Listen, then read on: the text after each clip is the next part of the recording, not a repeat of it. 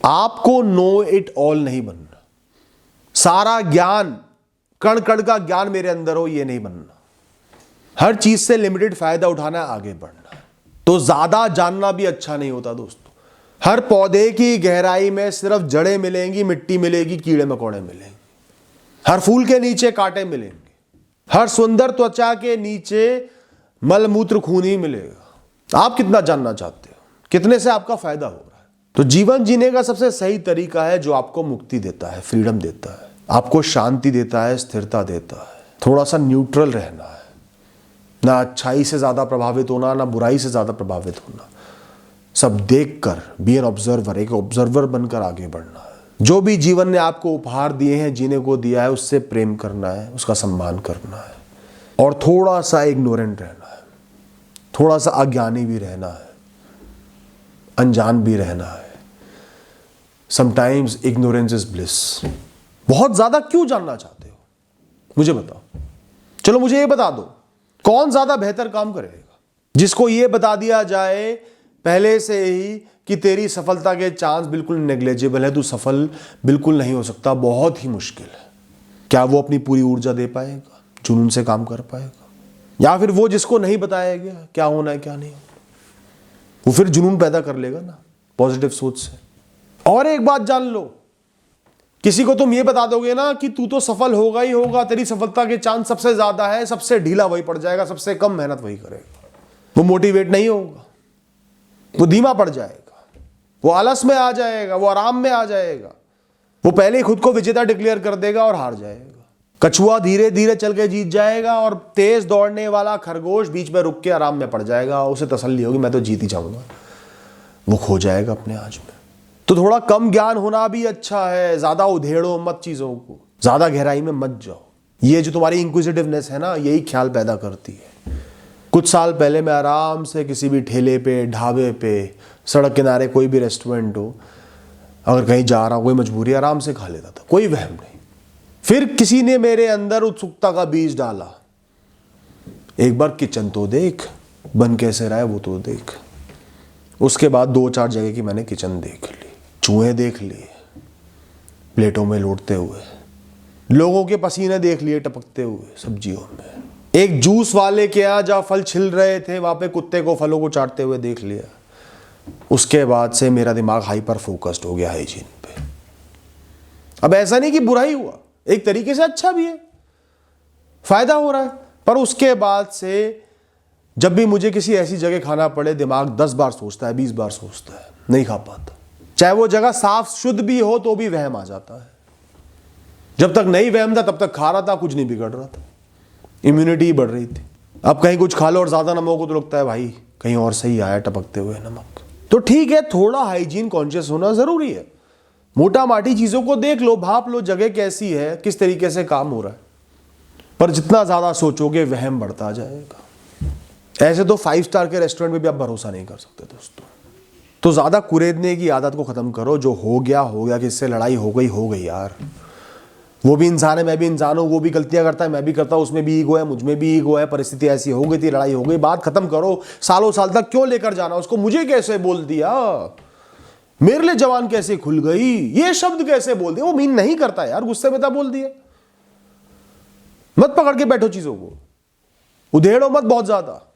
CID नहीं हो आप, एफबीआई नहीं हो आप, सीबीआई नहीं हो आप, ईडी नहीं हो आप। दिमाग में ख्याल पैदा होंगे, मन में ख्याल पैदा होंगे ही होंगे। उसका काम यही है, आप जीवित ही इसलिए हो, दुनिया को समझ ही इसलिए पा रहे हो, तो उन्हें होने तो पैदा। कुछ ख्याल भारी भी होंगे, कुछ ख्याल गर्म भी होंगे, कुछ ख्याल ताकतवर भी होंगे। Depends on the situation. आपके बेसिक डर क्या है, बेसिक इनसिक्योरिटीज क्या है, कोई इवेंट कितना गहरा प्रभाव आप पे छोड़ गया, उस हिसाब से ख्याल पैदा होंगे। पर कोई ख्याल कितना ही ताकतवर लगे, गर्म लगे, वो है ख्याल ही। वो जीवन में दुख का स्वरूप या कष्ट का स्वरूप तभी ले सकता है जब आप उसको लेने दो, वरना आप उसको बहने दोगे। जैसे किसी का शेयरों में पैसा लगा होता है ना, परसीव्ड मनी, आज मेरी वैल्यू इतनी होगी, नेट वैल्यूएशन इतनी होगी। जब बेचेगा उस समय जो वैल्यू मिलेगी वो है नेट वैल्यू। ये सिर्फ परसीव्ड वैल्यू है।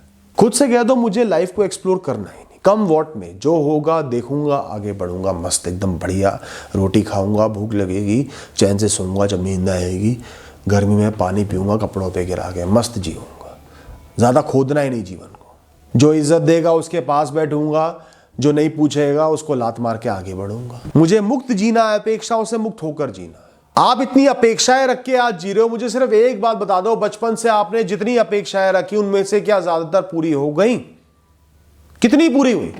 अगर ज्यादातर अपेक्षाएं पूरी हुई है, जैसा सोचा था सब कुछ वैसा ही हुआ है, तो बिल्कुल प्रेडिक्ट करो, हर चीज एक्सपेक्ट करो, आपका हक है। जब तक वो अपेक्षाएं बुरी तरह टूटना शुरू नहीं हो जाती तब तक आपका हक है अपेक्षाएं रख कर जियो। ये ऐसे बिहेव करेगा, ये समय ऐसा आएगा, ये चीज ऐसे मिलेगी, कल का दिन ऐसा होगा, बिल्कुल रखो। और अगर बचपन से लेकर आज तक आपकी ज्यादातर अपेक्षाएं फेल हुई हैं, उल्टी साबित हुई हैं, गलत साबित हुई हैं, तो आपको कोई हक नहीं कि आप जीवन के लिए अपेक्षा रखो। क्या मिल जाएगा अपेक्षा रख के? जब पूरी नहीं होनी, होना जो होना है वही होना है, अलग होना है, तो क्यों रखूं मैं अपेक्षा? मैं तो मुक्त जीऊंगा। बेटर है कि मुक्त जी लेता हूं, जो होना है वो तो होना ही है।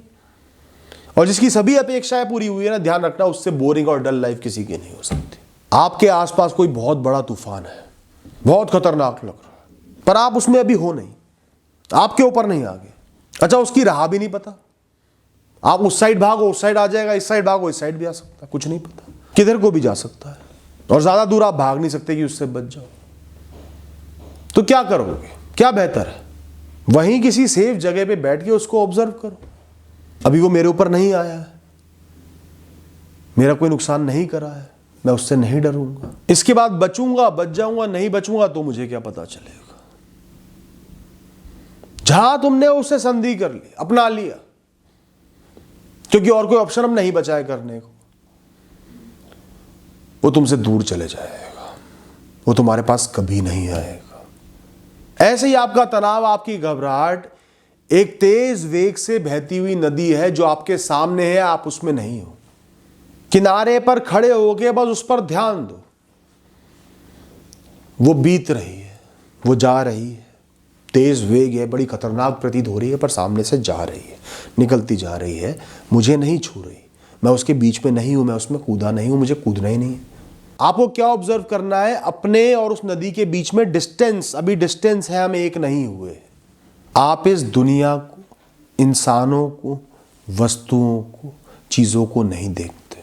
आप देखते हो अपने भावनाओं को, अपने ख्यालों को, अपनी सोच को, और उनकी मदद से इस दुनिया को पढ़ते हो। आप अपनी मान्यताओं से दुनिया को पढ़ते हो। आज आप कुछ बिल्कुल नया देख लो, जैसा उससे मिलता जुलता भी पहले कभी कुछ नहीं देखा, और आप उसका मतलब ढूंढने का प्रयास मत करो, उसे किसी भी ख्याल, किसी भी वस्तु, किसी भी पहले देखी हुई चीज के साथ जोड़ने का प्रयास मत करो। आप जजमेंट से फ्री हो जाओगे, सोच से मुक्त हो जाओगे। आपका मन, आपकी बुद्धि निरंतर जज कर रही है, समझने का प्रयास कर रही है, ऑब्जर्व कर रही है, और जो ऑब्जर्वेशन, जो अनुभव उसको मिले हैं उनको मजबूत कर रही है, ताकि ऑटोमेशन हो सके, ताकि बार बार उस विषय के बारे में सोचना ना पड़े। पता है ये मम्मी है तो ये मम्मी ही है, सालों से देखता आ रहा हूं, यही मेरी मम्मी है, यही मेरी माँ है। तो क्यों आप अपनी माँ की सिर्फ सुगंध को ही पहचान लेते हो, उनकी चूड़ियों की खनक को ही पहचान लेते हो? क्योंकि आपके दिमाग ने बार बार ऑब्जर्व करके इस प्रोसेस को ऑटोमेटेड कर दिया है। आपका ख्याल ही आपको बता रहा है कि आपकी मां है, उनका होना नहीं बता रहा। तो आपका मन सब कुछ डिफाइन कर रहा है, निरंतर डिफाइन कर रहा है, और जहां आप वो मतलब खोजना बंद कर दोगे, डिफाइन करना बंद कर दोगे, आप मुक्त हो जाओगे। और ये बात मैं इसलिए बता रहा हूं, जो भी आपके बुरे ख्याल है, आपके ट्रॉमा है, उनको भी आप नहीं देख रहे, आपका मन आपको ख्यालों की मदद से बता रहा है कि वो है, वो हो सकता है, वो हुआ है, वो फिर होगा, वो बुरा है। न्यूट्रल हो जाओगे तो बुराई अच्छाई नजर नहीं आएगी, उससे मुक्त हो जाओगे। आपकी बुद्धि ना बड़ी रचनात्मक होती है, क्रिएटिव होती है, वो आपको कभी भी सच नहीं दिखाती है। सच इस दुनिया में कुछ होता ही नहीं। किसी भी परिस्थिति को इंसान अपने अनगिनत ख्यालों की मदद से कैसे पढ़ पाता है, वही उसके सच को बना देता है। जो आपके लिए कन्वीनियंट है, जिससे आपकी सोच पूरी होती है, आपकी जजमेंट्स पूरी होती हैं, आप जो देखना चाहते हो वो आपका मन आपको दिखा देता है। आपको गलत काम करने से रोकने वाला भी बुरा लगने लगता है, ये तो रोक टोक करता रहता है, दुश्मन है मेरा, क्योंकि आपको वो घटिया काम करना है, उसमें ज्यादा इंटरेस्ट। तो ख्यालों ने कह दिया ये दुश्मन है, कभी अच्छे से बात नहीं करता तेरे से, तेरा भला नहीं चाहता। वही अगर उसने आपको मजबूर कर दिया रुकने के लिए तो कुछ साल के बाद एहसास होगा उन्होंने ही संभाला था। फिर क्या सच हुआ? इसके साथ साथ, कन्वीनियंस के साथ साथ आपके दिमाग की उसके फ्लॉज भी तो हैं, उसकी कमियां भी तो हैं, उसकी गलतियां भी तो हैं। कुछ चीजों को उसने बिल्कुल गलत पढ़ा है क्योंकि अभी वो इतना बुद्धिमान नहीं हुआ, पूरी दुनिया को समझा नहीं, कुछ चीजों को अपने तरीके से गलत पढ़ लिया। बहुत सारे फ्लॉज है उसमें, कमियां हैं उसमें, गैप्स है नॉलेज के।